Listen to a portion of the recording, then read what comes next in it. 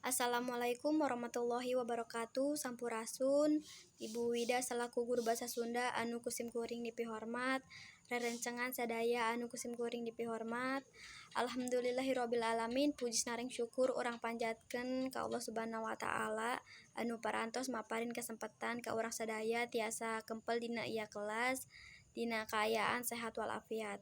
Shalawat sinareng salam mugia tetap dilimpahkan ka junjungan urang Nabi Muhammad SAW, ka kulawargina, ka sahabatna, sareng ka pengikutna dugi ka akhir zaman. Hadirin wilujeng sumping, dina kesempatan ieu kuring baris ngabahas ngeunaan disiplin ti sakola. Dina kahirupan pikeun ngahontal kalancaran dina sagala hal pasti merlukeun kateraturan. Aturan nyaeta aturan, sagalana perlu aturan sangkan bisa ngajalankeun kalawan alus tur mulus. Upamana ti lingkungan sekolah ieu. Aturan teh penting pisan pikeun diterapkeun di lingkungan sekolah. Sabab ku aturan bisa ngabentuk jalma nu leuwih tanggung jawab. Conto aturan anu kudu diterapkeun di sakola nyaeta jam asup sekolah. Maklum sakola di mimitian tabu 7. Jadi kudu miang heula supaya teu telat.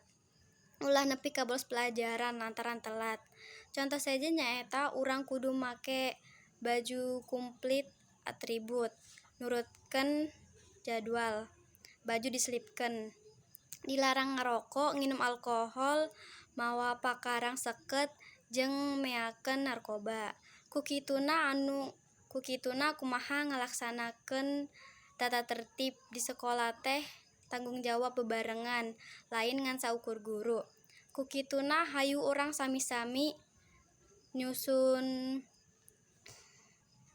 deui tatanan anu tos aya sangkan sakumna warga sakola taat supados sakola urang langkung tartata sareng ngahontal.